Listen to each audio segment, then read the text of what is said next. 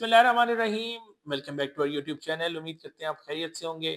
नाज़रीन, आज गपशप लगाएंगे, आपसे बात करेंगे कि पाकिस्तान में जो अचानक से नमोदार होता एक रियल एस्टेट का बूम है, वो कहाँ से आया है, इसका जन्म कहाँ से हुआ है और कितने दिन ये सरवाइव करेगा और इसकी रियलिटी जो है वो क्या है। Let's get straight to it. और मैंने अपनी पिछली वीडियो में आपको बताया था, जब एफबीआर के बारे में एक मैंने वीडियो बनाई थी, मैंने आपको बताया था कि किसी तरह का कोई रिलीफ एफबीआर नहीं देने वाला, सब बकवास है। और वो लोग जिनका कोई टेक्निकल नॉलेज नहीं है और सिर्फ हवाई बातों पे जो लोग उड़ाते हैं, उन्होंने ये बातें उड़ा दी कि एफबीआर ने अब खुली छूट दे दी कि खुला खाएं और बस बाकी आप समझदार हैं। अब एग्जैक्टली 2 दिन बाद क्या हुआ, जैसे हमने वीडियो में कहा था कि एफबीआर ने कहा भाई कोई छूट नहीं है। हाँ, 1 करोड़ रुपए तक या एक दफा घर खरीदने पे हम आपको छूट देने का सोच रहे हैं। दी अभी नहीं है, सोच रहे हैं। ठीक है, तो ये अल्फाज का हेर फेर है।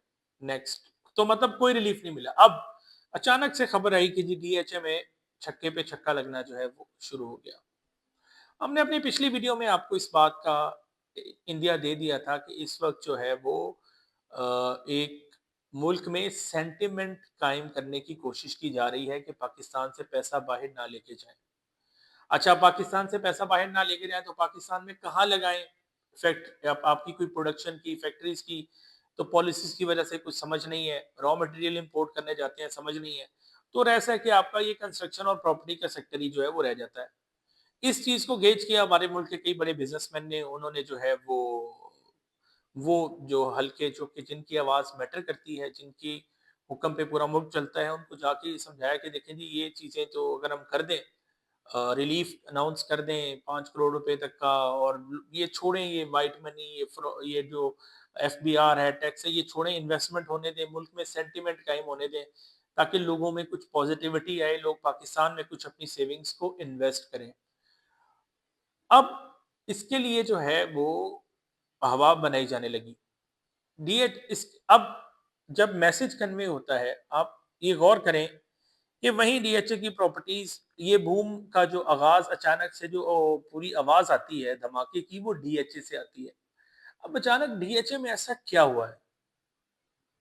अचानक ऐसा क्या हुआ है पिछले 1 डेढ़ महीने के अंदर जो है वो ऐसा क्या हुआ है कि जो डीएचए मुल्तान हो गया आपका, इस तरह के प्रोजेक्ट जो कि शदीद लॉस में थे, जिन पे डीएचए की इतनी इन्वेस्टमेंट थी और कोई प्रॉफिट नहीं दे रहे थे, वो जो है वो अ, उनमें ट्रेडिंग तेज हो गई। देखें, मार्केट में दो चीजें हैं, एक है फंडामेंटल और दूसरी है सेंटिमेंट। फंडामेंटल की चीज हमेशा आपको प्रॉफिट देगी, आपकी सॉलिड इन्वेस्टमेंट होगी, क्योंकि उसके जो फंडामेंटल्स हैं, उसकी जो डिमांड और सप्लाई है वो आपको समझ आती है। दूसरी चीज है आपकी सेंटिमेंट। सेंटिमेंट को अगर आप एग्जेजरेट करते जाएंगे तो फिर उसमें सट्टेबाजी भी आ जाती है। फिर उसमें ये भी आ जाता है कि जी मुल्क के हालात ठीक होने वाले हैं या खराब होने वाले हैं। ये इन चीजों पे जो फैसले किए जाते हैं, ये सेंटिमेंट है। तो फंडामेंटल्स और सेंटिमेंट दो चीजें हैं जिनकी बुनियाद पे आप अपनी इन्वेस्टमेंट के फैसले करते हैं। आप खुद बताइए कि क्या पिछले 1.5 महीने में पाकिस्तान के फंडामेंटल्स में कौन सी चेंजेस जो हैं वो आई हैं? आपका इंटरेस्ट रेट जो है उसकी डिक्लाइन, एक उसकी वजह है। पॉलिटिकल स्टेबिलिटी अभी भी जीरो है। अब इंटरेस्ट रेट अभी भी जो है आपका 12-13% पे चल रहा है, वो कि सिंगल डिजिट में नहीं आया। इसके अलावा कौन सी फंडामेंटल चेंजेस समझ नहीं आती? क्या लोगों की बाइंग पावर बढ़ गई है? क्या लोगों के पास जो है वो पैसे बचना शुरू हो गए हैं? नहीं। ठीक है, अब इसका मतलब है कि फंडामेंटल्स को कुछ किसी हद तक चेंज किया जा रहा है कि एक सेंटिमेंट क्रिएट किया जाए। अब वो कैसे होगा मैं आपको बता देता हूँ। आप जब आप में से हमारे बहुत सारे व्यूअर्स पार्कव्यू सिटी की हमारी वीडियोस देखते हैं। मैं आपको एग्जांपल देता हूँ। पार्कव्यू का एक ब्लॉक है, पर्ल ब्लॉक, सबसे पिटा हुआ ब्लॉक है, सबसे पिटा हुआ ब्लॉक है, जहाँ पे किसी ने बंदे ने 42 लाख रुपए की फाइल ली हुई थी, तो आज वो 24-25 लाख की भी नहीं बिकती। अच्छा, इमेजिन करें कि एक दिन आप उठे और आपको, आपके पास पर्ल ब्लॉक की एक फाइल है और आपको फोन आ रहे हैं कि सर 30 लाख में दे दें, 35 लाख में दे दें।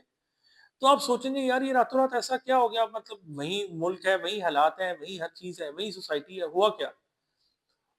अब अगर पीछे से जो डेवलपर है या कोई एक पार्टी खड़ी होकर आवाज लगा दे कि भाई मैं सारा माल बाय बैक कर रहा हूं, लाओ मैं वापस इसका खरीदार हूं, आपने एक आर्टिफिशियल जो बायर है वो क्रिएट करके फंडामेंटल्स को चेंज कर दिया। अब उससे क्या होगा, उससे आर्टिफिशियली आपकी प्राइस जो है वो इन्फ्लेट होना शुरू हो जाएगी, क्योंकि पहले मार्केट में बायर नहीं था। अब मार्केट में एक बायर आया, उसने कहा भाई हाँ मैं खरीदार हूं, लाओ मुझे माल दे दो। अब माल इकट्ठा होना शुरू हो गया। अच्छा, आप आप जरा डॉट से डॉट कनेक्ट करिएगा, गौर कीजिएगा। डीएचए से बात शुरू हुई, उसके बाद ब्लू वर्ल्ड सिटी एक और बड़ा प्रोजेक्ट है जिसके लोग पॉलिटिकली एफिलिएटेड है। उन्होंने ये कहा कि जी लाए जी हमारा जो जनरल ब्लॉक है जिसकी उन्होंने हजारों फाइलें बेची हुई हैं और अभी तक पोजेशन वगैरह का कोई चक्कर नहीं है। उन्होंने कहा भाई हमारा वो जो हजारों फाइलें हैं अगर आप बेचना चाहते हैं तो हम खरीदार हैं। यानी मार्केट में नया बायर पैदा नहीं हुआ। डेवलपर ने अपने खजाने का मुंह खोल दिया है, अपने बैंक अकाउंट का मुंह खोल दिया है कि भाई लाओ मैं इन्वेस्ट करता हूं, ठीक है, मैं रेट ऊपर लेके जाऊंगा। अब जब डेवलपर जो हैं वो खुद अपनी किटी को ओपन करेंगे, वो अपने खजाने का बैंकों का मुंह खोल देंगे, तिजोरी का मुंह खोल देंगे, वो बाय बैक शुरू करेंगे, वो पंप करना शुरू करेंगे पैसा, तो चीजें इन्फ्लेट होना शुरू हो जाएंगी। फंडामेंटल्स चेंज नहीं हुए, फंडामेंटल्स आर्टिफिशियली चेंज करने की कोशिश है। इसमें कामयाब कौन होगा? इसमें कामयाब वो लोग होंगे जो सट्टा करवाएंगे या जिनको शॉर्ट टर्म में जो है वो खेलने का एक्सपीरियंस है, जिनको एग्जैक्टली ये पता है कि ये तमाशा खत्म कब होना है, जिनको ये पता है कि ये जो फंडामेंटल की जो एपिसोड है ये कब खत्म होके वापस अपनी असलियत पे आ जाएगी। जिसको इस चीज का नहीं पता वो इस चीज में मत घुसे, वो बहुत लंबा घुस जाएगा। ये मैं जो है वो आपको बता रहा हूँ।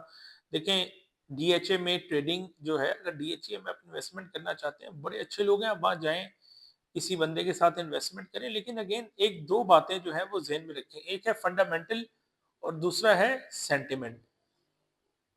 ज़मीन डॉट कॉम पे आपके पास जो है वो प्राइस हिस्ट्री आ रही होती है। अगर डीएचए 9 टाउन में आप मैं एग्जांपल आपको दे रहा हूँ, अगर आप इन्वेस्टमेंट करने जाते हैं तो वहां पे ऑलरेडी लोगों की जो एक्चुअल बाइंग पावर है 5 मरला प्लॉट की वो 130 140 तक थी।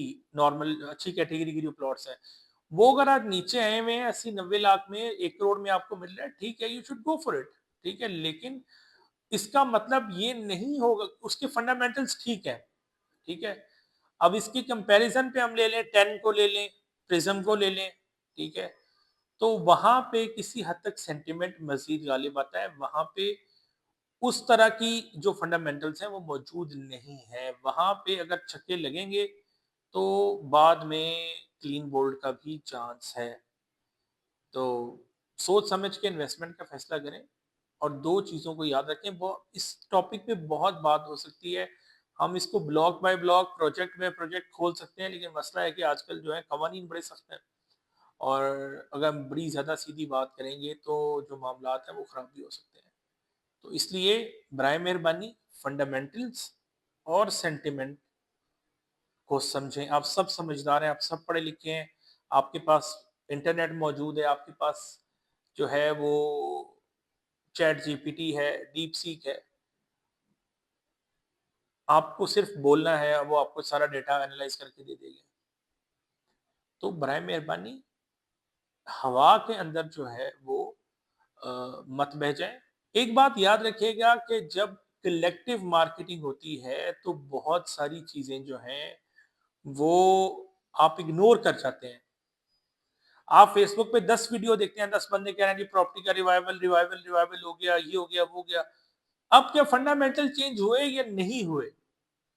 अगर तो आपने ये आपका जो बिजनेस करने का तरीकाकार ये है या इन्वेस्टमेंट का तरीका ये है कि यार मेरी 5 साल में एक भी दिहाड़ी लग गई तो ठीक है, बाकी 4 साल में सुकून से बैठा रहूंगा, तो ये सीजन आपके लिए परफेक्ट है।